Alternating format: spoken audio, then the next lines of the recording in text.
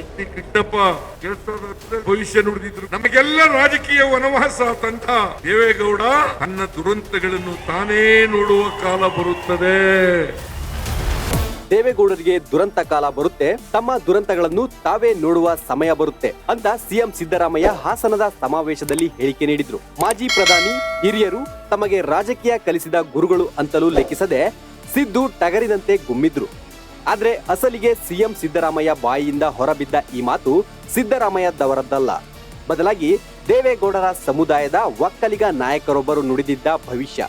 14 ವರ್ಷಗಳ ಹಿಂದೆಯೇ ಮಾರ್ಮಿಕ ಭವಿಷ್ಯ ನುಡಿದಿದ್ದ ಅದೊಬ್ಬ ಲೀಡರ್ ಈಗ ಕಾಲವಾಗಿದ್ದಾರೆ. ಆದ್ರೆ ಅವರು ನುಡಿದ ಭವಿಷ್ಯ ಮತ್ತು ದೇವೇಗೌಡರ ಈಗಿನ ಪರಿಸ್ಥಿತಿ, ರಾಜಕೀಯ ಸವಾಲು ಮತ್ತು ಹಿನ್ನಡೆಗಳು ಆ ಭವಿಷ್ಯದಂತೆ ಘಟಿಸುತ್ತಿವೆ. ದೇವೇಗೌಡರಿಗೆ ತಮ್ಮ ದುರಂತ ನೋಡುವ ಕಾಲ ಬರುತ್ತೆ. ಹನುಮ ವೇಷ ಧರಿಸಿ ಆ ನಾಯಕ ನುಡಿದಿದ್ದ ಭವಿಷ್ಯ ಈಗ ನಿಜವಾಯ್ತಾ? ನಿಜ. ದೇಶದ ಪ್ರಧಾನಿಯೂ ಆಗಿ ಕರ್ನಾಟಕದ ಮುಖ್ಯಮಂತ್ರಿಯೂ ಆಗಿದ್ದ ಏಕೈಕ ನಾಯಕ ಅಂದ್ರೆ ಅದು ಎಚ್ ಡಿ ದೇವೇಗೌಡರು. ರೈತ ಕುಟುಂಬದಲ್ಲಿ ಹುಟ್ಟಿ ರಾಜಕೀಯ ದೈತ್ಯ ಶಕ್ತಿಯಾಗಿ ಬೆಳೆದಿದ್ದು ಈಗ ಇತಿಹಾಸ. 91ರ ವಯಸ್ಸಿನಲ್ಲೂ ದೇವೇಗೌಡರ ರಾಜಕೀಯ ಚಾಣಾಕ್ಷತನವನ್ನು ಯಾರೂ ಕಡೆಗಣಿಸುವ ಹಾಗಿಲ್ಲ. ಯಾಕಂದ್ರೆ ಅವರು ಉರುಳಿಸುವ ದಾಳಗಳು, ಬಾಣಗಳು ಎಂತಹ ಪ್ರಭಾವಿ ರಾಜಕಾರಣಿಯನ್ನು ಹಿಮ್ಮೆಟ್ಟಿಸಿದ ನಿದರ್ಶನಗಳಿವೆ. ಇಷ್ಟೆಲ್ಲ ಪ್ರಭಾವಿ ದೈತ್ಯ ಶಕ್ತಿಯಾಗಿ ಬೆಳೆದಿರುವ ದೇವೇಗೌಡರ ಬಗ್ಗೆ 14 ವರ್ಷಗಳ ಹಿಂದೆಯೇ ಅದೊಬ್ಬ ರಾಜಕಾರಣಿ ನುಡಿದ ಭವಿಷ್ಯ ಇದೀಗ ನಿಜವೆನಿಸುತ್ತಿದೆ. 14 ವರ್ಷಗಳ ಹಿಂದೆಯೇ ದೇವೇಗೌಡರ ಬಗ್ಗೆ ಭವಿಷ್ಯ. 2010ರಲ್ಲಿ ಎಚ್ ಡಿ ಕೃಷ್ಣಪ್ಪ ಬರೆದಿದ್ದ ಪತ್ರ ಈಗ ವೈರಲ್. ಹರದನಹಳ್ಳಿ ದೊಡ್ಡೇಗೌಡರ ಪುತ್ರ ದೇವೇಗೌಡರ ಸಂಧ್ಯಾ ಕಾಲದ ಮಾರ್ಮಿಕ ಭವಿಷ್ಯ ನುಡಿದಿದ್ದು ಬೇರೆ ಯಾರೂ ಅಲ್ಲ, ಎಚ್ ಡಿ ಕೃಷ್ಣಪ್ಪ ಅಂತ. ಕರ್ನಾಟಕ ಸರ್ಕಾರದಲ್ಲಿ ಸಚಿವರಾಗಿದ್ದ ಎಚ್ ಡಿ ಕೃಷ್ಣಪ್ಪ ಈಗ ಕಾಲನ ಹಿಂದೆ ಸರಿದಿದ್ದಾರೆ. ಮಂಡ್ಯ ಜಿಲ್ಲೆಯ ಅಪರೂಪದ ರಾಜಕಾರಣಿಯಾಗಿದ್ದ ಎಚ್ ಡಿ ಕೃಷ್ಣಪ್ಪ ನಾಗಮಂಗಲ ಕ್ಷೇತ್ರದಿಂದ 3 ಬಾರಿ ಶಾಸಕರಾಗಿದ್ರು. 1978, 1984 ಮತ್ತು 1985ರ ವಿಧಾನಸಭಾ ಚುನಾವಣೆಯಲ್ಲಿ ಗೆದ್ದು ಕೆಲಸ ಮಾಡಿದ್ರು. ಆಗ ಜನತಾ ಪಾರ್ಟಿಯಿಂದ ಗೆದ್ದಿದ್ದ ಎಚ್ ಡಿ ಕೃಷ್ಣಪ್ಪ ಅವರ ರಾಜಕೀಯ ಭವಿಷ್ಯವನ್ನು ಮುಗಿಸಿದ್ದು ಎಚ್ ಡಿ ದೇವೇಗೌಡರು ಅನ್ನೋ ಆರೋಪವಿದೆ.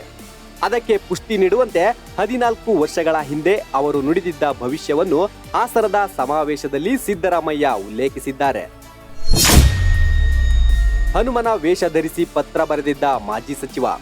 ಹೌದು, ಎಚ್ ಡಿ ಕೃಷ್ಣಪ್ಪ ಅವರು 2010ರಲ್ಲಿ ಹನುಮನ ವೇಷ ಧರಿಸಿ ದೇವೇಗೌಡರ ಭವಿಷ್ಯದ ಬಗ್ಗೆ ಪತ್ರ ಬರೆದಿದ್ರು. ಆ ಪತ್ರದಲ್ಲಿ ತಾವು ಅನುಭವಿಸಿದ ನರಕದ ಬಗ್ಗೆ ಉಲ್ಲೇಖವಿತ್ತು. ನಮಗೆಲ್ಲ ರಾಜಕೀಯ ವನವಾಸ ತಂದ ದೇವೇಗೌಡ ತನ್ನ ದುರಂತಗಳನ್ನು ತಾನೇ ನೋಡುವ ಕಾಲ ಬರುತ್ತೆ ಎಂದು ಬರೆದಿದ್ರು. ಆದ್ರೆ ಕಾಕತಾಳೀಯವೋ ಏನೋ, ಈಗ ಮಾಜಿ ಪ್ರಧಾನಿ ದೇವೇಗೌಡರಿಗೆ ಅಂತಹದ್ದೇ ಪರಿಸ್ಥಿತಿ ಬಂದೊದಗಿದೆ. ದೇವೇಗೌಡರನ್ನ ಪ್ರಧಾನಿ ಮಾಡಿ ಸಂಭ್ರಮಿಸಿದ್ದ ನೆಲದಲ್ಲೇ ಈಗ ವಿರೋಧದ ಸುನಾಮಿಯೇ ಹುಟ್ಟಿಕೊಂಡಿದೆ. ಅತ್ಯಾಚಾರ ಪ್ರಕರಣದಲ್ಲಿ ಜೈಲು ಪಾಲಾದ ಪ್ರಜ್ವಲ್ ರೇವಣ್ಣ ದೇವೇಗೌಡರ ಉತ್ತರಾಧಿಕಾರಿ ಅಂತಲೇ ಭಾವಿಸಲಾಗಿತ್ತು. ಹಾಸನ ಲೋಕಸಭೆ ಕ್ಷೇತ್ರದಿಂದ ಗೆದ್ದು ಸಂಸದರಾಗಿದ್ರು. ಆದ್ರೆ ಸಂಸದರಾಗಿ ಅವರು ಮಾಡಿದ್ದ ಕೆಲಸಗಳಿಗಿಂತ ಅವರ ಕರ್ಮದ ಕೆಲಸಗಳೇ ಹೆಚ್ಚು ಸದ್ದು ಮಾಡಿದ್ವು. ಮನೆ ಕೆಲಸದಾಕೆಯಿಂದ ಹಿಡಿದು ಕೆಲಸ ಕೇಳಿಕೊಂಡು ಬಂದ ಅಮಾಯಕ ಹೆಣ್ಣು ಮಕ್ಕಳು, ಸರ್ಕಾರಿ ನೌಕರರು, ಜೆಡಿಎಸ್ ಕಾರ್ಯಕರ್ತರ ಮೇಲೆ ಅತ್ಯಾಚಾರ ಎಸಗಿದ ಆರೋಪ ಹೊತ್ತು ವಿದೇಶಕ್ಕೆ ಪಲಾಯನ ಮಾಡಿದ್ರು. ಮಹಿಳೆಯರ ಮೇಲಿನ ಅತ್ಯಾಚಾರದ ದೃಶ್ಯಗಳಿದ್ದ ಪೆನ್ಡ್ರೈವ್ಗಳು ಇಡೀ ರಾಜ್ಯಾದ್ಯಂತ ಸದ್ದು ಮಾಡಿದ್ವು. ಇಲ್ಲಿಂದ ಶುರುವಾದ ದೇವೇಗೌಡರ ದುರಂತ ಕಾಲ ಮುಂದೆ ಅವರ ಪುತ್ರನೂ ಕೂಡ ಜೈಲು ಸೇರುವುದನ್ನು ನೋಡಬೇಕಾಯಿತು.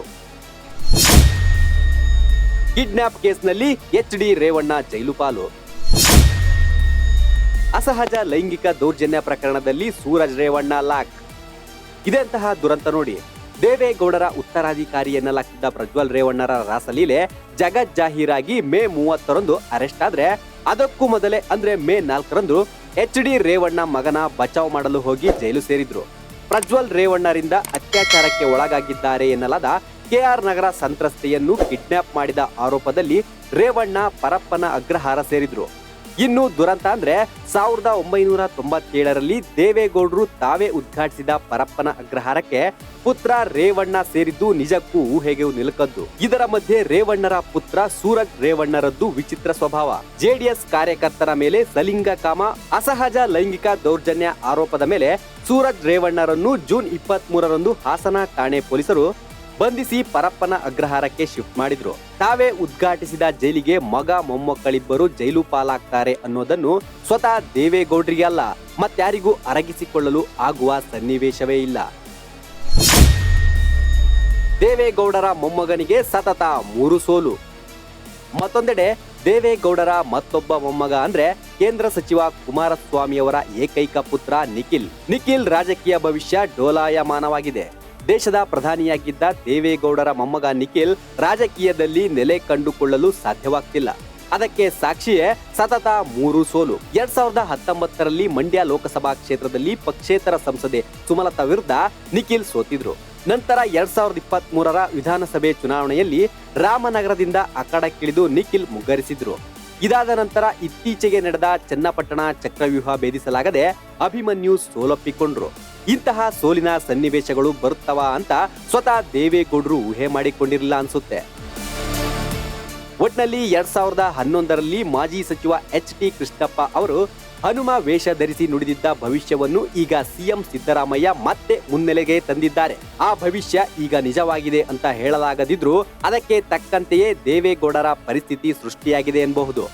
HT ಕೃಷ್ಣಪ್ಪರಂತಹ ನಾಯಕರು ವನವಾಸ ಅನುಭವಿಸುವಂತೆ ಮಾಡಿದ್ದ ದೇವೇಗೌಡರು ಇದೀಗ ತಾವೇ ವನವಾಸದ ಸಂಕಷ್ಟ ಅನುಭವಿಸುವಂತಾಗಿದೆ ಅಂತ ಚರ್ಚೆಯಾಗಿರೋದು ಸುಳ್ಳಲ್ಲ.